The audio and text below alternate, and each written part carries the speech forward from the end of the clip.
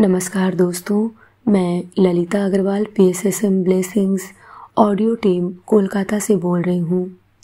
पिछले ऑडियो में हमने जाना कि टॉरकॉम जी अर्जेंटीना की यात्रा पर हैं और वहाँ के दर्शनीय स्थानों का विवरण दे रहे हैं।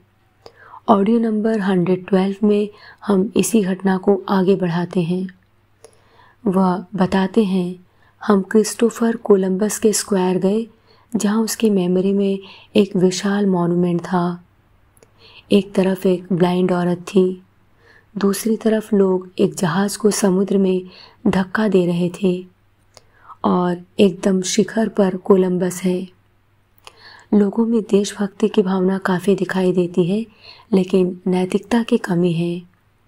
यंग लोग पूरे हृदय से डिस्को के प्रति, तेज आवाज़ में बजने वाले एसिड रॉक म्यूजिक के प्रति डिवोटेड हैं। रास्तों पर प्राय हर दुकान से सस्ते संगीत की आवाज़ सुनी जा सकती है। प्रायः हर यंग लड़के लड़की को मैंने स्मोक करते हुए देखा।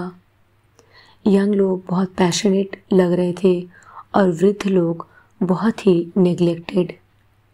मैंने 4 70 वर्षीय वृद्ध व्यक्तियों को भोर से सुबह तक न्यूज़पेपर बेचते हुए देखा।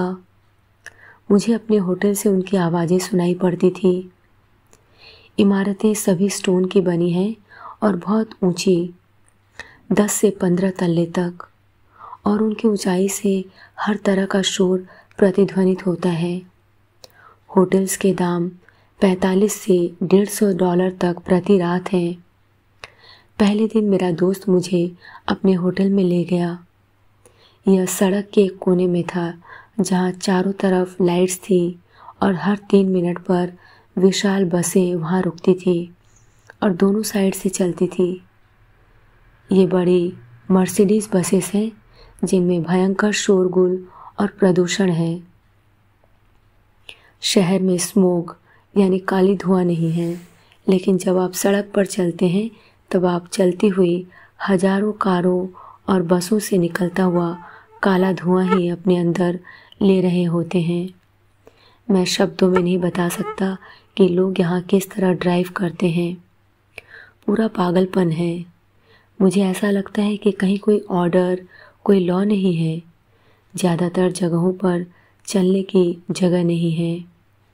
आपको यू टर्न लेना पड़ेगा या जिगजैग चलना पड़ेगा। हर मिनट आपके ब्रेक्स और हॉर्न यूज करने के लिए रेडी होने चाहिए। 20-20 में वे कहीं भी गाड़ी नहीं रोकते। यह आपके जजमेंट और आपकी स्थिर बुद्धि के ऊपर है कि आप दुर्घटना से कैसे बचेंगे। मैंने लोगों को ग्लैमर की गिरफ्त में देखा। यह देश धीरे धीरे भौतिकवाद या साम्यवाद की गिरफ्त में आकर पतन की ओर जा रहा है। चीज़ें कल्पना के बाहर महंगी हैं, खासकर कपड़े और जूते। सबसे सस्ते जूते जो मैंने देखे वे $60 के थे। एक शर्ट की कीमत $45 थी। लोग बोलते थे महंगाई 300% है, लेकिन मैंने देखा कि यूनाइटेड स्टेट्स की तुलना में यहाँ के लोग ज़्यादा महंगे कपड़े पहन रहे हैं और इसके बावजूद ज़्यादा खुश दिखाई पड़ते हैं। यहाँ की इमारतें शानदार हैं। हर कोने पर एक पुलिसमैन खड़ा है, लेकिन शहर साफ नहीं है। लोगों में यह सेंस नहीं है कि वे अपने शहर को साफ सुथरा रखें। संडे अक्टूबर 5 आज रविवार है। मैं एक रशियन ऑर्थोडॉक्स चर्च में गया जहाँ असाधारण मंत्रोच्चारण होते हैं। बिल्डिंग बहुत शानदार है, लेकिन इसे ठीक से मेंटेन नहीं किया गया है।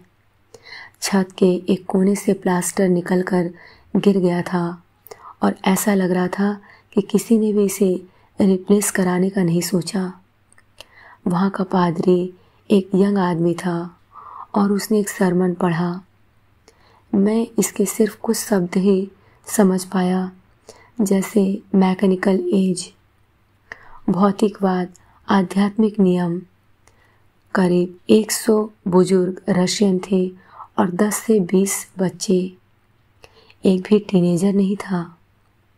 कल मुझे बस स्टेशन पहुंचने के लिए अंडरग्राउंड मेट्रो लेनी ही पड़ेगी, जो मुझे एयरफील्ड तक पहुंचा सके। आज मैं वहां गया था और वहां से वापस आ गया ताकि कल जाने के लिए रिहर्सल हो सके, और मैंने इसे अच्छे से किया। मेरे दोस्त ने मुझे आज छोड़ दिया और अब मैं अकेला हूँ, क्योंकि कोई भी अंग्रेज़ी नहीं बोलता और मुझे अपनी बात समझाने के लिए संघर्ष करना पड़ रहा है। मेरे कमरे में बहुत सारे मक्खियाँ हैं। कमरा यद्यपि साफ़ सुथरा है, लेकिन मक्खियाँ मुझे घेरे हुए हैं। रात के 10:30 बज चुके हैं। मुझे अब सोना होगा। मंडे अक्टूबर 6, यह सोमवार की सुबह है। सुबह 8 बजे मैं केयर पब्लिशिंग कंपनी गया। यह बहुत ही सुंदर जगह है। वहाँ पर 10 लोग काम कर रहे थे और उनमें से किसी को भी अंग्रेज़ी नहीं आती थी। प्रेसिडेंट ने मुझे समझाया कि उनका ट्रांसलेटर 1 घंटे में आएगा, इसलिए मैं अपने होटल में वापस आ गया, जहाँ पर मेरे लिए एक कॉल थी। वे लोग मुझसे 11 बजे मिलने आ रहे हैं और अब 11:15 बज चुके।